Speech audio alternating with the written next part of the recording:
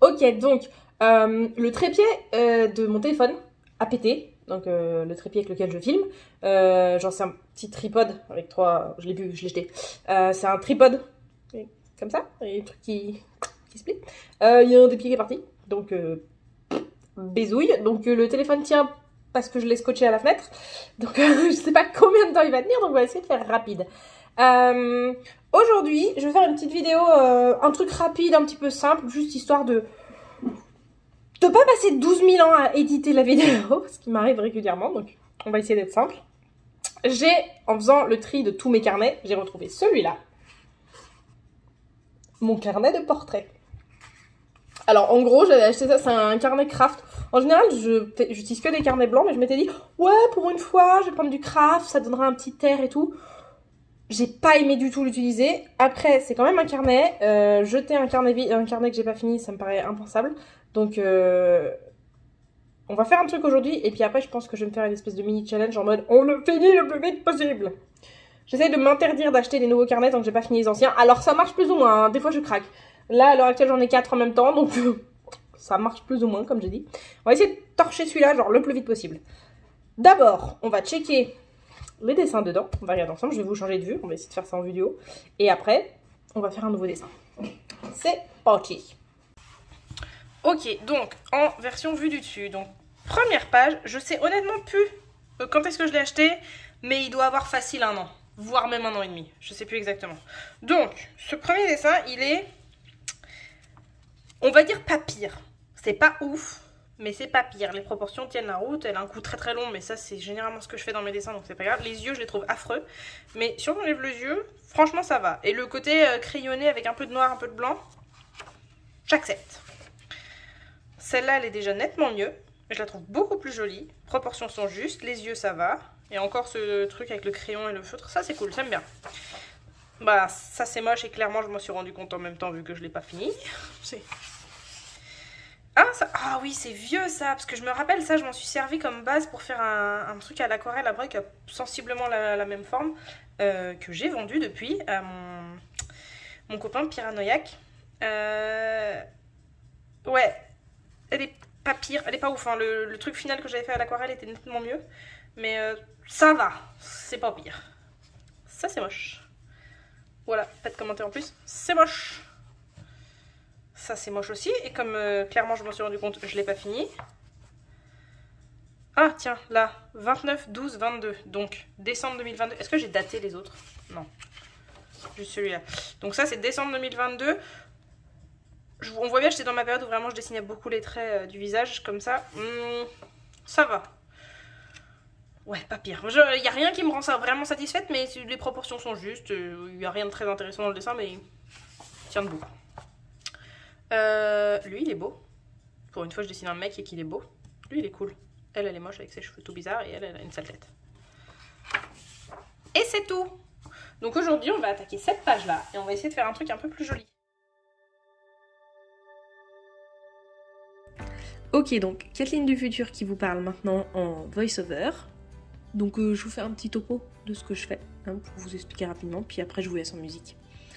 Je commence toujours mes dessins par des croquis relativement détaillés.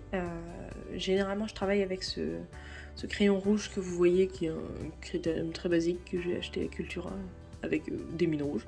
Je travaille en rouge comme la plupart des gens parce que le rouge ça se marie bien avec la couleur de la peau en fait. Et du coup quand tu fais de l'aquarelle notamment, c'est plus facile, en fait tu vois moins les traits de crayon après coup. Bon après j'ai juste pris l'habitude, je travaille presque tout le temps en rouge. Même quand je travaille pas à l'aquarelle d'ailleurs. Donc voilà, je commence par un croquis assez basique.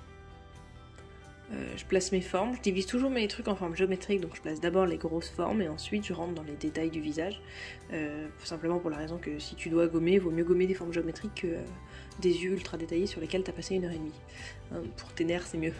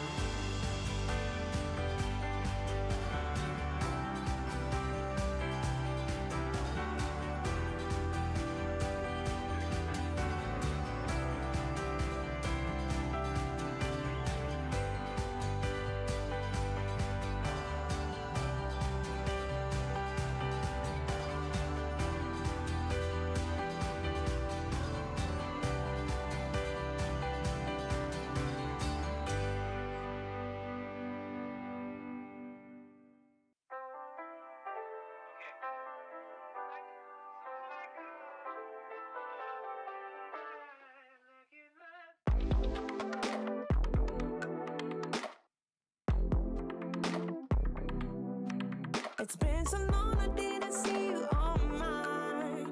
You change a lot, you look a different guy. I can't stop thinking about you since last night. Do you feel the same, feel the same, feel the same, feel the same? Imagine if we did it right. Yeah, I feel like we could be so tight. Une fois que j'ai fini au crayon, en tout cas que je m'estime suffisamment bien, je passe au line art. Alors je fais pas toujours un line art, ça dépend. Quand je suis à l'aquarelle en général, je travaille pas avec un line art. Mais là je savais que j'allais soit rester au stylo, soit mettre de la couleur avec du feutre. Donc je préférais garder des contours un peu plus nets. Généralement c'est des stylos waterproof que j'utilise au cas où je fasse de l'aquarelle ou de la gouache dessus derrière. Et là j'ai essayé de garder un style un peu croquis même dans mon line art. C'est un truc que je pense que beaucoup de gens ont ce problème là et moi la première. Quand tu fais ton line, après avoir fait ton croquis, tu perds énormément de la vivacité et de l'énergie que tu avais dans ton croquis parce que tu fais des lignes qui sont toutes fines, toutes nettes, toutes propres et du coup en fait tu perds beaucoup en dynamisme et en vie en fait. Donc j'essaye de garder des lignes qui sont très... qui restent dans le style du croquis, qui sont pas particulièrement précises. Je rajoute pas mal de détails dans tout ce qui concerne les cheveux, ou que, en général, les cheveux au crayon, je fais vraiment que un croquis à l'arrache.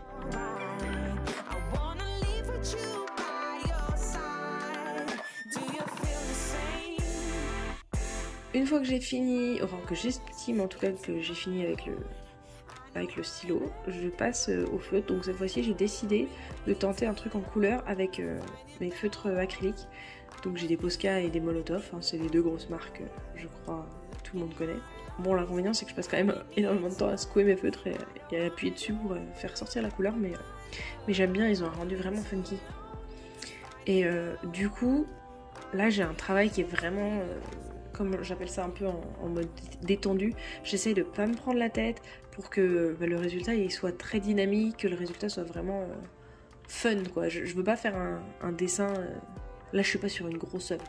Je suis sur un dessin dans mon carnet, donc il faut que ce soit fun, il faut que ce soit relativement rapide. Et donc, je commence par mes couleurs claires. Alors, avec des feutres acryliques, honnêtement, tu peux commencer par les couleurs foncées, parce que c'est relativement opaque, ça passe pas mal dessus.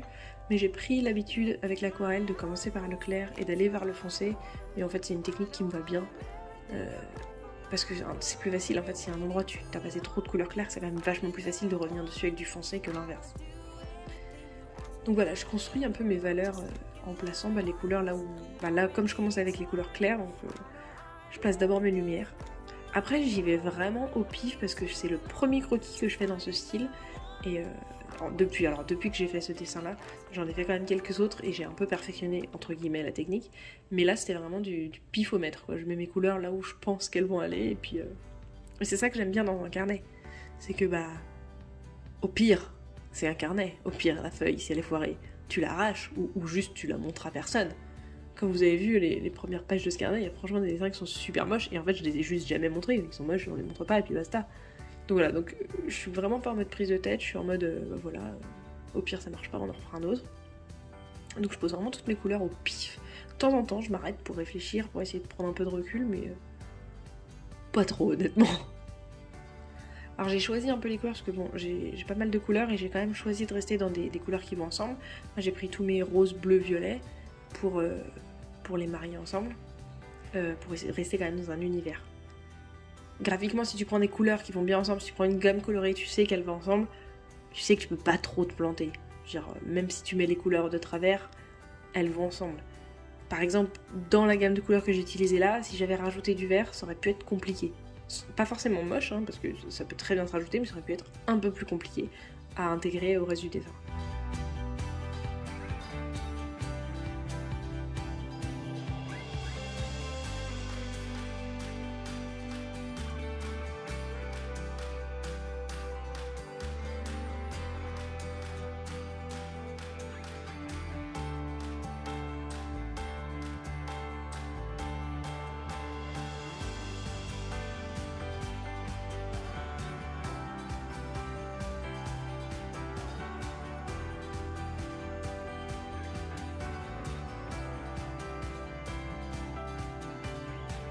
Après, je suis repassée avec le feutre noir pour remettre du contraste, rehausser certaines zones.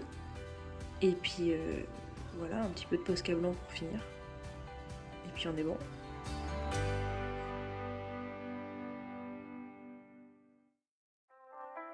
Merci beaucoup d'avoir regardé cette vidéo. Merci beaucoup d'être resté avec moi jusqu'à la fin. Et puis je vous dis à très bientôt.